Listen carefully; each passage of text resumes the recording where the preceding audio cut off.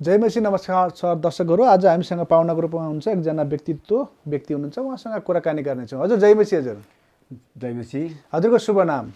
मेरो गुरुमाजी विश्वकर्मा। हजुर कहाँ जन्मिनु भयो? म अर्घाखाँची जिल्ला सिद्धगङ्गा नगरपालिका वार्ड नम्बर 5। तपाईँले चाहिँ लामो समयदेखि प्रभु येशूको सेवा गर्नुभयो, सेवाकाई गर्नुभयो। अहिले तपाईँ दृष्टिविहीन हुनुहुन्छ होइन? अहिले मेरो आँखा धेरै कमजोर छ। राम्रो छैन। पुरा रूपमा छर्लङ्ग देख्न सक्नुहुन्न? छर्लङ्ग देख्न सकिन्न। तपाईँले चाहिँ कसरी परमेश्वरलाई पाउनुभयो? अब के छ भनेदेखि म मेडिकल स्कुल पाल्पामा पढ्दाखेरि, तानसेनमा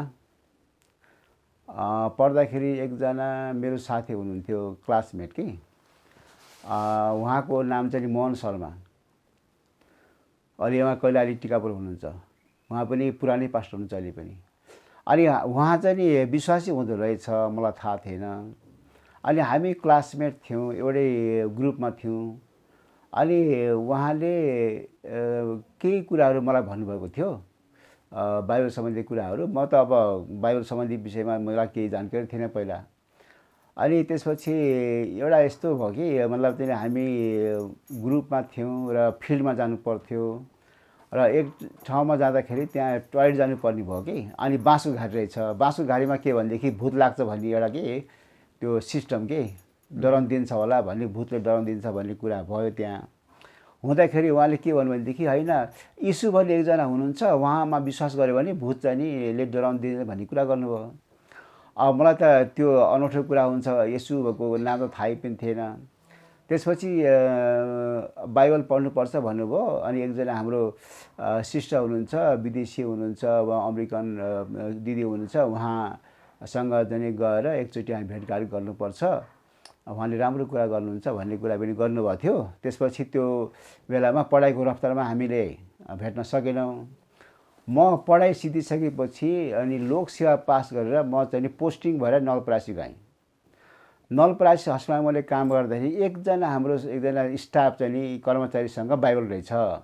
ठ्याक्क मेरो त्यो नजर त्यहाँ बाइबलमा गयो। अनि खै यो के हो भने पुस्तक भन्दाखेरि बाइबल भन्नु उहाँले। अनि यसो पढ्नु पर्दाखेरि ठ्याक्क चाहिँ उपदेश भन्ने किताब निस्क्यो कि।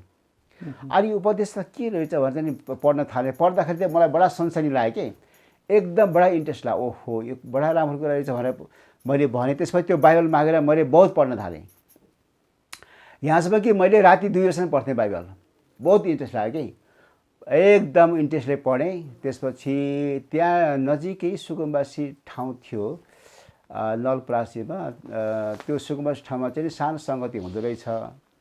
त्यो सङ्गति के भनेदेखि हाम्रो सिमन पाण्डे, बुटोल सिमन पाण्डे, त्यसपछि जोसेफ छेत्री, होमबहादुर बस्यालहरूको सम्पर्कमा त्यो चाहिँ सङ्गति सुरु भएको रहेछ। र बुटोलमा के भनेदेखि यो बिटिआई भन्ने संस्था छ, त्यहाँ पनि विदेशीहरू चाहिँ छन्, तिनीहरू मिसनरी हुन्। तिनीहरूले त्यहाँ प्रेरणा दिएका रहेछन्। अनि पछि म केही समयपछि मण्डलीमा गइसकेपछि त्यहाँ सानो झुन्डा थियो, सेवा सङ्गति गर्ने क्रम भयो। र पञ्चायतकालको बेलामा बाइबल बोकेर हिँड्न पनि नहुने। तर हामी के भनेदेखि रातिमा, एकदम रातिमा कर्मचारीको हिसाबले सुट प्यान्ट लगाएर हिँड्न नहुने, रातिमा हाफ प्यान्ट लगाएर च्यादर ओढेर चप्पल पड्काएर अनि पछि एकदमसँग सामान्य सुकुम्बासी जस्तो भएर हिँडेर त्यहाँ गइन्थ्यो र रातभरि सङ्गति गर्ने। त्यसपछि फर्केर आइन्थ्यो। त्यसरी अन्डरग्राउन्ड सङ्गति सुरु भयो। हुँदाखेरि त्यहाँ सङ्गति गर्दा गर्दा गर्दै अनि पछि म त्यहाँ पास्टर नियुक्ति पनि भएँ। एक वर्षपछि म त्यहाँ पास्टर नियुक्ति, किनकि म धेरै बाइबलहरू एकदमसँग राम्रोसँग धेरै पढेँ। गाउँको शिक्षाको स्तर त अब कमजोर थियो। तर अब यताउति सङ्गतिमा जाने, त्यसले गर्दाखेरि मलाई त्यहाँ पास्टर नियुक्ति गरेँ। अनि म पास्टर काम गरेँ। गर्दा गर्दै के भने यता मेरो सरकारी जागिर थियो। अनि सरकारी जागिर चाहिँ थियो। अनि त्यहाँ एउटा के भनेदेखि एकजना लोकबहादुर तामाङ भन्नेलाई चाहिँ नि बजारको दिनमा चाहिँ नि ट्र्याक बाँडेको चाहिँ आरोपमा चाहिँ नि त्यहाँ नवलपरासी सदरमुकाममा ल्याएको थियो। अनि उहाँको लागि पनि म न्यायाधीशलाई कुराकानी गरेको, तर न्यायाधीशलाई छुट्याउनको लागि कुराकानी गरेँ, छुट्न सकेन। तर जे होस् शिवन पाण्डेहरू आएर त्यहाँ चाहिँ छुट्याएर लगे। बोगादुर तामाङ भन्ने अहिले बटालीमा नवलपरासीमा सेवा गर्छन् त्यो बेलामा। त्यसपछि त्यस्तो किसिमको कुनै किसिमको घटना भयो भने मलाई त्यहाँ पुलिसहरूले मलाई सोध्न आउँथे कि त्यहाँ फेरि मलाई अचम्म लाग्यो कि पुलिसहरूले सबै प्रशासनले यो क्रिस्चियन हो भन्ने कुरा कसरी थाहा पायो भने अचम्म लाग्छ कि कुनै पनि क्रिस्चियन केस भयो भने मलाई सोध्न आउने कि तपाईँ चिन्नुहुन्छ सर भनेर सोध्न आउँथे कि। अनि म त्यहाँ काम गर्दा गर्दै पास्टर भएँ। त्यसपछि यता काठमाडौँ मेरो सोरा भयो, बालबच्चा पढाउनु पर्ने होइन। अनि काठमाडौँ मैले सोरा गरेँ। काठमाडौँ आइसकेपछि हामीहरू चाहिँ नि 3 जना साथीहरू चाहिँ नि हामी यस्तै कृष्ण गोपाल रामानन्द म 3 जना साथीहरू चाहिँ भेट भएर अनि परमेश्वरको सेवा गर्न सुरु गरियो। यहाँ पनि त्यही ताल हो। अब अन्डरग्राउन्ड सेवा गर्ने, रातभरि सेवा गर्ने, कहिलेकाहीँ चाहिँ सुटुक्क भेट हुने हुन्थ्यो। तर त्यस्तो किसिमको प्रशासनले थाहा पायो भने समात्ने हुन्थ्यो। र हामीले यस्तो पनि गऱ्यौँ कि एउटा कोठामा 888 लेखेर 888 लेखेर चाहिँ सेवा सङ्गति गर्ने। अनि कहाँ भेट हुने भन्दाखेरि 3 8 लेखेको ठाउँमा भेट हुने गरिन्थ्यो कि। त्यस्तो तरिकाले सेवा सङ्गति गर्दै गइयो। अनि हामीले त्यस्तै अब भनौँ न मेरो सरुवा त्यहाँबाट 41 सालमा भयो काठमाडौँ नवलपरासीबाट होइन। र 41 साल त्यहाँ सरुवा भयो। 42 सालमा अनि हामीले एउटा कस्तो भने 41 सालमा नि हामीले एउटा लिएर 42 सालतिर एउटा मण्डली भवन लिएर हामीले सेवा सँगै सुरु गरियो। त्यहाँनिर पनि पुलिसको नजर गयो। गइसकेपछि हामीलाई पक्रियो। त्यहाँ पक्रेर चाहिँ नि अब अदालत पुर्याइयो। अदालतमा गएपछि दिल्ली बजारमा जेल बसेँ म। कोही चाहिँ नि हनुमान ढोकामा बसेँ, त्यहीँबाट छुटेँ। म चाहिँ नि विशेष गरेर दिल्ली बजार जेलभित्र बसेँ। र अब कर्मचारी भएको नाताले त्यहाँ चाहिँ के भन्छ तपाईँ यस्तो कर्मचारी भएर यस्तो किसिमको एउटा गैर कानुनी काम गर्ने भनेर त्यहाँ बडा भयो कुरा गवाएँ। तर गवाई चाहिँ मैले जे होस् चाहिँ त्यहाँ चाहिँ न्यायाधीशको अगाडि म चाहिँ एकदमसँग कट्टर क्रिस्चियन हो, म चाहिँ परमेश्वरको चाहिँ सेवा गर्छु, यसैलाई विश्वास गर्छु, विभिन्न यस्तो किसिम उहाँ बाहेक कोही उद्धारकर्ता छैन, हिन्दूबाट तपाईँ किन क्रिस्चियन भयो भन्ने कुरा गरेँ। म जन्मदेखि हिन्दू पनि होइन, हिन्दू भनेर लेखाइ पनि थिएन मलाई। त्यसले गर्दाखेरि म जन्मदेखि हिन्दू होइन, एउटा मान्छे भएर जन्मेँ म। तर म अहिले परमेश्वरको छोरा भएको छु भन्ने धेरै कुराहरू गर्दाखेरि त्यहाँ बयानी पनि भव पुग्यो भने। अनि मलाई के भनेदेखि तपाईँ यस्तो कर्मचारी यस्तो काम गर्ने भन्ने कुराहरू गरेँ। त्यसपछि जेल चलान गरिदिएँ। अनि जेल चलान गरेर पछि म जेलभित्र पसेँ। त्यहाँ बस्यो। त्यहाँ पनि प्रचार गर्दाखेरि 2 जना डेनमार्कका विदेशी 2 जना र 1 जना मान्छेले पनि त्यहाँ प्रचार गर्दा अनि बप्टाइज गर्नलाई पनि तिनीहरू तयार भयो। त्यस्तो जेलभित्र पनि काम गर्न पुग्यो। तर म चाहिँ जे होस् जेलमा जाँदाखेरि म चाहिँ खुसी नै भएँ कि म दुखित भइनँ। किनभनेदेखि अब चाहिँ ख्रिस्टको लागि तिमीहरूलाई विभिन्न किसिमका कुराहरू बोल्ने छन्, खेदो गर्ने छन्, निन्दा गर्ने छन्, थुक्ने छन्, पिट्ने छन्, हरेक किसिमको सजावट गर्ने छन्। तर तिम्रो अत्यन्त खुसी हो भन्ने कुरा जुन वचनमा छ नि, हो त्यो अनुसार चाहिँ के भने हामीहरू पनि म पनि दुखित भएन। एकदम म बहुत हौसला भयो, म बहुत खुसी भएँ। जेलभित्र जाँदाखेरि म बहुत खुसी भएँ। तर धेरै मान्छेहरू चाहिँ एकदमसँग त्यहाँ जेलको मान्छे भन्छ तपाईँ कुन केसले आउनु भन्दाखेरि म यो विश्वासको कारणले, धर्मको कारणले भन्दाखेरि यस्तो कुरा पनि आउनुपर्छ भन्ने कुरा मलाई हप्काउँथे तिनीहरूले। तपाईँ त कुनै ठुलो नेता भएर आउनुभयो कि भन्ने कुरा हामीले सोचेको, तपाईँ यस्तो केसले आउनुभएछ भन्थे। त्यसपछि म त्यहाँ जेलभित्र बसेर पछिबाट पैसा जुटाएर धरौटीमा निस्कियो। अनि 3 जनाको चाहिँ मुद्दा चाहिँ चल्दै गऱ्यो। चल्दाखेरि पछि के भनेदेखि 6 वर्ष कैद चाहिँ तोकियो। अनि 6 वर्ष कैद तोकियो। हामीले फेरि अपिल गरियो। अपिल गरेपछि अनि त्यस्तै अपिल गर्दै तारिख बोक्दै गर्दा अब चाहिँ नि डेमोक्रेसीको मुभमेन्ट सुरु भयो।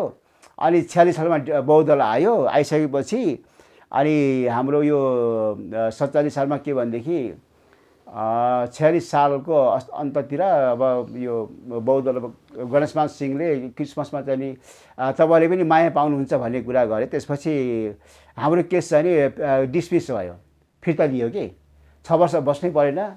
किनकि हामीले प्रार्थना गरेका थियौँ कि अब चाहिँ नि परमेश्वर छुटकारा दिनुहुन्छ उहाँ नै हो भनेर हामीले विश्वास गरेका थियौँ।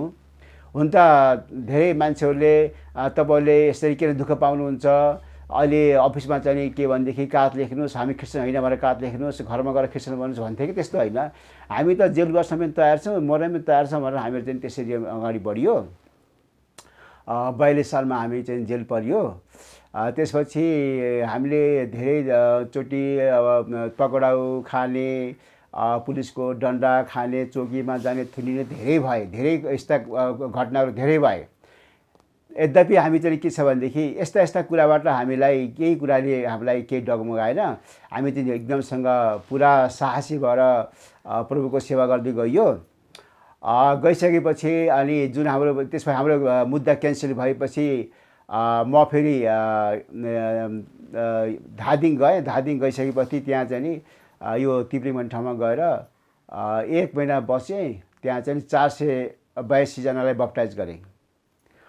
अब परमेश्वरले मलाई धेरै साथ दिनुभयो। त्यहाँ जस्तै अब हाम्रो शोभादेव भाइ हुनुहुन्छ, उहाँले पनि मलाई सम्झिनुहुन्छ मलाई। त्यस्तो किसिमको कुराहरू भयो। त्यसपछि पूर्वतिर गएँ, उता के अरे उता चितवनतिर गएँ, काठमाडौँतिर ठाउँ ठाउँमा प्रचार प्रसार गर्दाखेरि धेरै ठाउँमा मण्डली खडा गरियो। त्यसपछि के भनेदेखि मलाई एउटा कस्तो भनेदेखि जीवनमा एउटा कस्तो अनुभव छ भने परमेश्वरको सेवाकाई गर्दाखेरि जुन पहिलाको स्थितिमा जुन किसिमको त्यहाँ बडा प्रेम हुन्थ्यो, मान्छेहरू विश्वासमा बलिया हुन्थे। उतिखेर औँलामा गर्ने मान्छेहरू चाहिँ विश्वासी को भन्दाखेरि औँलामा गर्ने विश्वासीहरू मात्रै हुन्थे। उतिखेर धेरै मान्छे थिएन। तर हामी विश्वासयोग्य भएर अहिले बल्ल यो मान्छेहरू चाहिँ धेरै भयो। अहिले हामीलाई खुसी लाग्छ, जति मान्छे विश्वासी बढे हामीलाई खुसी लाग्छ। तर अहिलेको विश्वासीहरू पनि एकजना दर हुनुपर्छ, बैलो हुनुपर्छ भनेर हामीले मान्छेलाई प्रेरणा दिन हामी चाहन्छौँ। हाम्रो आग्रह त्यो छ। र अहिले फेरि के भनेदेखि यो 7-8 वर्षदेखि मेरो आँखा कमजोरी भयो। आँखा कमजोरी भइसकेपछि अब म चारैतिर दौड्न म सक्दिनँ। तर के भनेदेखि दौडधुप गर्न नसके पनि म र मेरो श्रीमती, मलाई डोराउने श्रीमती छ, हामी ठाउँ ठाउँमा गएर परमेश्वरको सेवाकाई हामीले गरिरहेछौँ। र अहिले भर्खर पनि त्यहाँ झापामा गएर आएँ। त्यहाँ पनि मैले मण्डली सुरु गरेको ठाउँहरूमा सम्मानको लागि बोलाएको थिएँ। त्यो सम्मानको यहाँ एउटा ऊ पनि छ, के अरे त्यो फ्रेम पनि यहाँ दिएको छन् होइन, यही ल्याएको छु। यस्तो अब सम्मान भन्नाले कस्तो भने अब मान्छेबाट सम्मान त हामीले खोज्दैनौँ, तर अब एउटा आदर गरेको होला। अब मलाई त थाहा छैन त आदर गरेको होला, तर सम्मानको लागि ठाउँ ठाउँ बोलाउँछन्। त्यो मलाई भेटघाटको लागि राम्रो लाग्छ। तर मान्छेबाट सम्मान चाहिने भन्दा पनि परमेश्वरलाई महिमा दिनुपर्छ भन्ने कुरा हो। ठिकै छ, आदर त गर्नैपर्छ। अब बुढापाकाको आदर त गर्नैपर्छ, त्यो त राम्रो कुरा हो। त्यसले गर्दाखेरि अहिलेको समस्या भनेको के छ भने अब हेर्नुहोस् न, अब दौडधुप गर्न सकिन्न, चाहेर पनि दौड्न सकिन्न। श्रीमतीले मलाई डोराउनुहुन्छ, जहाँ गए पनि उहाँलाई डोराउनुहुन्छ। अहिले हामी यसरी परमेश्वरको सेवा गरिरहेछौँ। अब हाम्रो आफ्नो समस्या आफैसँग छ। तर जे होस् पनि सबैलाई म के भन्छु भने प्रार्थनामा याद गरिदिनु होइन। प्रार्थना गर्ने ठुलो कुरो हो। प्रार्थना गर्ने, हामी पृथ्वीमा रहेसम्म हामीले परमेश्वरकै सेवा गर्नुपर्छ। परमेश्वरमा विश्वासयोग्य हुनु पर्यो, परमेश्वरलाई महिमा दिनु पर्यो होइन, पृथ्वीमा रहेसम्म।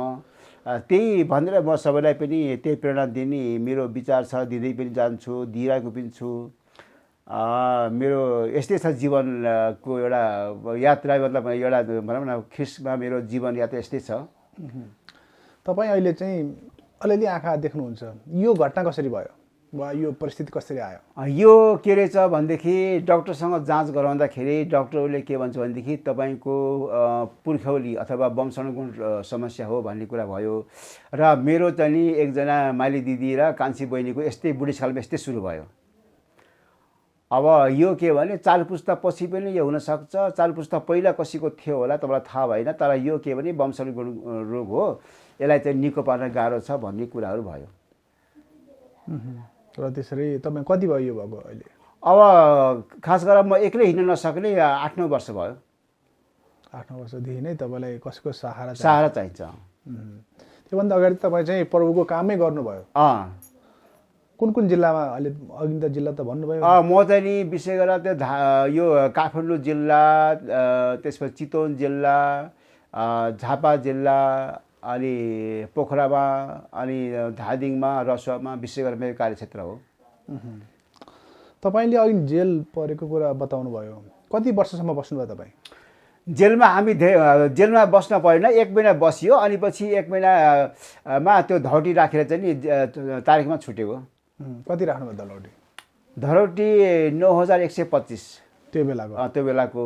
कतिजना हुनुहुन्थ्यो धरौटीमा त 3 जना नेपालकै मान्छेहरू? नेपालकै। अहिले पनि हामी 3 जना जीवित छौँ। को हुनुहुन्थ्यो नाम भन्नु? कृष्ण गोपाल खड्की भन्ने 1 जना, रामानन्द जोशी भन्ने, र म 3 जना। तपाईँहरूलाई चाहिँ यो त्यो बेलाको कानुनले चाहिँ धर्म परिवर्तन भनेर हालेको थियो कि के थियो? त्यसमा के थियो भने धर्म परिवर्तन आफ्नो हिन्दूबाट यिनीहरू क्रिस्चियन भए, धर्म परिवर्तन पनि गरे, र धर्म परिवर्तन अरूलाई पनि धर्म परिवर्तन गर्ने उद्योग गरेको, अरूलाई पनि बनाएको भन्ने दुईटा आरोप। आफै पनि क्रिस्चियन भएको र अरूलाई पनि गराएको भन्ने आरोप के? दुईटा आरोप। तपाईँले त्यसको खण्डन कसरी गर्नुभयो? वकिल कसरी राख्नुभयो? होइन, खण्डन भन्दाले चाहिँ हामी क्रिस्चियन पनि भएको होइन, धर्म परिवर्तन गरेको होइन भन्ने कुरा त भएन। तर कस्तो भनेदेखि यस्तो भयो, हामी चाहिँ नि क्रिस्चियन हौँ, हामी एकदमसँग कट्टर क्रिस्चियन हौँ, र हामीले जबरजस्ती चाहिँ त्यहाँ एउटा के आरोप थियो भने यिनीहरूले जबरजस्ती चाहिँ अरूलाई क्रिस्चियन बनाउँछ भन्ने आरोप थियो कि। अब मैले भने जबरजस्ती चाहिँ कसैले हामीले क्रिस्चियन बनाएको त होइन। कोही मान्छे जबरजस्ती क्रिस्चियन बनेर क्रिस्चियन बन्ने त्यो राम्रो क्रिस्चियन पनि होइन। जबरजस्ती भन्ने कुरा के राम्रो होइन। तर हामीले के भने मान्छेले सुन्न चाहने मान्छेलाई सुनाएको हो। जबरजस्ती चाहिँ हात बटाएर चाहिँ त हुनैपर्छ भनेर हामीले जनै काट्दै त्यस्तो जबरजस्ती गरेको होइन। तर हामीले चाहिँ विश्वासमा आउने मान्छेलाई हामीले विश्वासी बनाउनलाई सुनाएको हो, सुनाउने काम पनि गरेको हो, र आफू पनि भएको हो भनेर हामीले स्वीकार गरेको हो। त्यहाँ इन्कार गरेको कुरा त भएन, होइन? होइन, यसै हामी चाहिँ प्रभु येशू ख्रीष्टमा चाहिँ 100% समर्पित भइसकेपछि हामीलाई कुनै डर छैन नि त। इन्कार गर्ने त कुरै भएन नि। हामी एकदम कट्टर क्रिस्चियन हो, र हामीले चाहिँ नि जे होस् चाहिँ सुन्न चाहने मान्छेलाई सुनाएकै हो, तर जबरजस्ती गरेको होइन भन्ने कुरा हो। न्यायाधीशले के भन्यो? अब न्यायाधीशले त अब चाहिँ तपाईँ चाहिँ एकदमसँग यस्तो सरकारी कर्मचारी भएर यस्तो काम गर्ने गम्भीर अपराध भनेर भन्यो नि त उसले त। त्यही त भनेर त्यहाँ त्यो 6 वर्ष चाहिँ जेल चलान गरिदिनु भन्ने कुरा भयो नि त। 6 वर्ष तर बस्नु परेन। 6 वर्ष बस्नु परेन। हामीले 6 वर्ष बस्न हामी तयार थियौँ, हामीलाई केही परवाह थिएन। प्रभु साथमा भएपछि 6 वर्षभन्दा जेलमा धेरै मान्छे विश्वासी हुन सक्छ नि त। ठाउँ ठाउँमा चलान हुन्छ, त्यो प्रचार गर्दै हिँड्ला भन्ने हाम्रो विचार थियो। हामीलाई कुनै डर थिएन। तर के छ भने अब हामीलाई के विश्वास थियो भने प्रभु येशू ख्रीष्टले हामीलाई छुटकारा दिनुहुन्छ भन्ने विश्वास थियो। त्यो बेलामा तपाईँले चाहिँ अब 1 महिना बसेको कुरा गर्नुभयो नि जेलमा, अरू कति थिए क्रिस्चियनहरू त्यो बेलामा जेल रहेका? होइन, जेलमा त मैले अरू कोही देखिनँ, डिली बजार म मात्रै थिएँ एक्लै। अरू जेलहरूमा होइन, मलाई थाहा भएन, त्यो बेला थाहा भएन। तर त्रिबहादुर देवान्जनीलाई मैले सुनेको हो यस्तो भएछ कि भक्तपुरमा चाहिँ नि हामीलाई पक्रेको त्यस्तै समयमा भक्तपुरमा चाहिँ नि 72 जना विश्वासीहरू सङ्गति गरेर आएको बेलामा पुलिस गएर पक्रेर चाहिँ ल्याएर चौकीमा ल्याएछ 72 जना मान्छेहरूलाई। त्यसपछि त्यहाँ चाहिँ नि तिमीहरूले यदि गणेशको मूर्ति, चौकीमा त मूर्ति हुन्छ नि, तिमीहरूले गणेशको मूर्ति ढोगेर घन्टी हल्लाएर बजाएर टिका लाएर म हिन्दू भएँ भनेर जाने मान्छेलाई हामीले 6 वर्ष जेल नराख्ने, छोडिदिने। जसले चाहिँ धर्म इन्कार गरेर यो हिन्दू धर्म लिन्छु अब भनेर फर्केर जसले उ गर्छ के अरे घन्टी बजाउँदैन, के अरे जसले चाहिँ प्रभुलाई चाहिँ इन्कार गर्छ घन्टी बजाउँछ त्यसलाई छोडिदिने। जसले बजाउन्न, जो म विश्वासमा रहन्छु भन्छ त्यसले 6 वर्ष जेल राख्ने। र अब के गर्ने भनेर भन्दाखेरि त्यहाँ 72 जनामा जम्मा 4 जना मान्छेले मात्रै चाहिँ नि हामी क्रिस्चियन बन्छौँ, बरु 6 वर्ष जेल बस्छौँ भन्ने निस्के। अरू सब चाहिँ हिन्दू भएर टिका लगाएर निस्के गए। 72 जना मध्ये 72 जनामा जम्मा 4 जना विश्वासी के भए, अरू सब हिन्दू भएर गए। भनेपछि त्यो बेलामा हाम्रो त्यो बेला डरले गरे कि उनीहरूले दबाबमा गरे कि के भयो? तपाईँलाई कस्तो लाग्छ? होइन, मेरो विचारमा के छ भने उनीहरूलाई चाहिँ नि एउटा कस्तो भने डर पनि भयो होला अथवा विश्वास कमजोर के। मलाई डर भन्दा पनि विश्वास कमजोर भयो कि। विश्वास कमजोर भएपछि डरै हुँदैन नि त। विश्वास कमजोर भएको हुनाले उनीहरू चाहिँ नि त्यसरी टिका लगाएर घन्टी बजाएर गए 72 जनामा र 4 जना मात्रै विश्वासयोग्य भए। त्यो पनि पास्टरलाई चाहिँ पनि त्यहाँ थुनामा राखियो, उहाँलाई कुटपिट पनि गरियो, टाउकोमा अलिक चोट लगाएर उहाँ पछि गएर बित्नुभयो। त्यस्तो पनि भयो।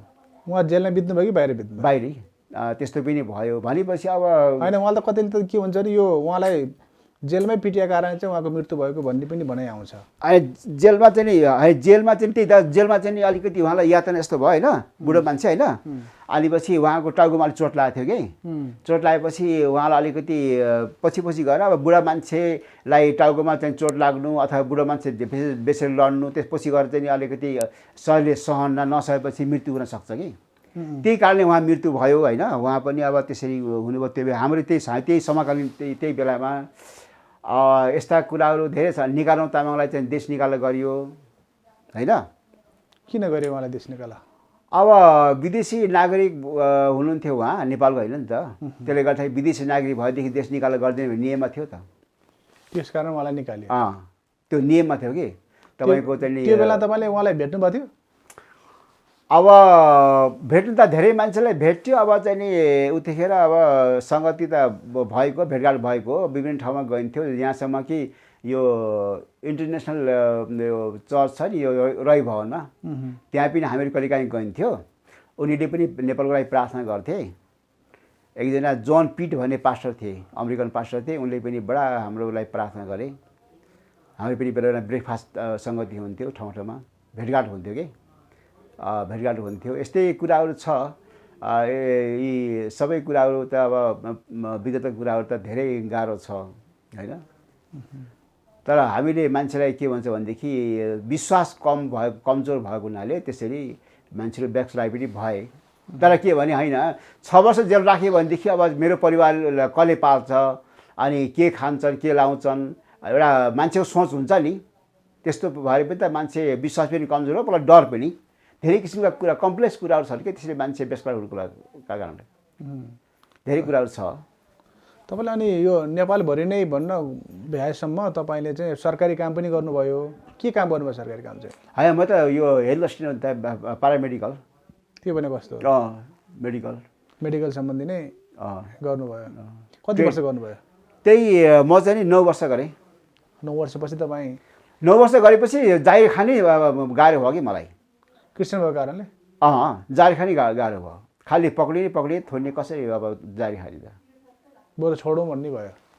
अब छोडौँ भन्नाले के भने जाहिर खाएर चाहिँ परमेश्वरको वचन चाहिँ अब जाहिर खाएर चाहिँ जाहिर मात्रै सीमित हुने कि परमेश्वरको काम गर्ने। अब बेला बेलामा अब चाहिँ त्यो अब रोग हुन्थ्यो, धेरै कुरा हुन्थ्यो। तर मलाई के लाग्यो भने होस् यो जागिर खाने पनि गाह्रो भयो मलाई। अब क्रिस्चियनको कारणले गर्दाखेरि, त्यसले गर्दाखेरि मैले भनेको बरु राजीनामा दिन्छु र परमेश्वरको चाहिँ काम गर्छु, अब बिना बन्धन काम गर्छु भनेर अनि मैले सोचेँ।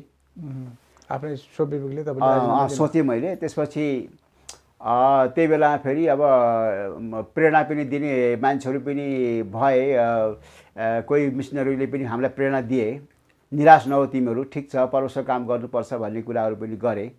निराश त हामी थिएनौँ, तर देश चाहिँ नि हामीलाई हौसला दिए, परमेश्वर काम नेपालमा हुनुपर्छ भनेर हौसला पनि दिए। अब त्यो अनुसार हामीले काम पनि गरियो। तपाईँलाई सताबाट चाहिँ कस्तो कस्तो भोग्नुभयो त्यो जेल बाहेक अरूहरू? अब सताबाट भन्नाले कस्तो भने अब क्रिस्चियन भनेपछि अलि सामाजिक रूपबाट पनि सताबाट नै हो होइन। किनभने सामाजिक रूपमा के हुन्छ भने अब दसैँमा टिका नलाउने, तिहारमा टिका नलाउने।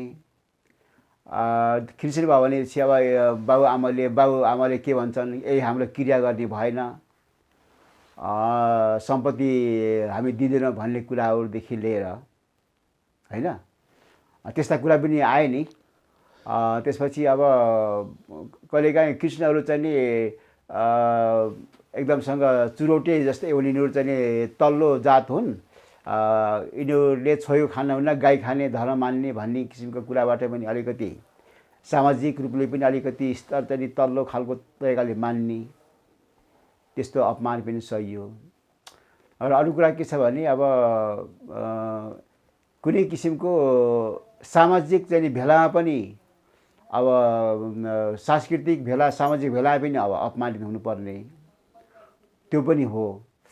अर्को कुरा के छ भनेदेखि जस्तै अब सरकारदेखि पनि अब चाहिँ सरकारदेखि पनि सतावट नै भइहाल्यो होइन, खेदो सतावट भइहाल्यो। अब चाहिँ पक्राउ खाने, एकदमसँग अब यस्तो नगर्नु भन्ने, अब चाहिँ थुन्ने, यताउति गर्ने, अब मुद्दा यस्ता कुराहरू चाहिँ भयो नि त। अब धेरै सतावट त धेरै भयो नि त, धेरै प्रकारले चाहिँ तपाईँलाई धेरै किसिमको सतावट छ, सामाजिक रूपले, सांस्कृतिक रूपले, राज्यबाट पनि सतावट। अब के भन्ने अब त्यो बाहेक तपाईँ अब एउटा सांसारिक अनुसार तपाईँ एक दलित समुदायबाट आउनुभएको थियो, अनि त्यसपछि तपाईँ क्रिस्चियन हुनुभयो। तपाईँलाई त्यो समुदायबाट त केही भयो कि भएन? तपाईँले त्यस्तो अप्ठ्यारो, गाह्रो, सजिलो? होइन, समुदायबाट खास त्यस्तो अप्ठ्यारो त त्यतिको त होइन, तर घरमा पनि अब अलिकति भन्ने गर्थे। अब त अब बुवा आमाले अब यस्तो क्रिस्चियन भइसकेपछि अब हुन्छ कोहीसँग मिलिन्न, अब यस्तो गाह्रो हुन्छ भन्ने कुरा गर्छ। तर मैले के भनेदेखि, मैले अहिले के भन्थेँ भनेदेखि नि, होइन, दलितहरूलाई हिन्दू धर्मले चाहिँ एउटा दलित बनायो, धर्मले दलित बनायो, तर वास्तवमा चाहिँ दलित भन्ने कुरा परमेश्वरमा छैन। परमेश्वरमा दलित भन्ने पनि छैन, बाहुन, क्षेत्री, वैश्य, शूद्र भन्ने परमेश्वरमा छैन। यो दलित भन्ने कुरा बेकार हो, यो हिन्दूले बनाएको। बरु तिमीहरू चाहिँ के भने दलितबाट चाहिँ तिमीहरू दलित चाहिँ मन्दिर पस्न पाउँदैनौ हिन्दूमा, त्यो मन्दिर चाहिँ पस्नको लागि नदिने ठाउँमा तिमीहरू किन जान्छौ र बरु विश्वासी बन भने मैले बरु प्रेरणा दिन्थेँ कि। के भन्थ्यो उनीहरूले? अब कसैले अब के भन्ने त्यही हो, अब कसैले अब के गर्ने त, अब छोड्न सकिन्न, बानी परेको के गर्ने भन्ने, एउटाले मात्रै छोडा भएन, अब धेरै छोड्नु पर्यो भन्ने। अब त्यो कहाँ त्यो कम्प्लेक्स सोसाइटीमा त मान्छेले कहाँ तुरन्त छोड्न सक्छ र, लागेको परम्पराहरू चाहिँ टाइम लाग्छ छोड्नको लागि, बुझ्न टाइम लाग्छ।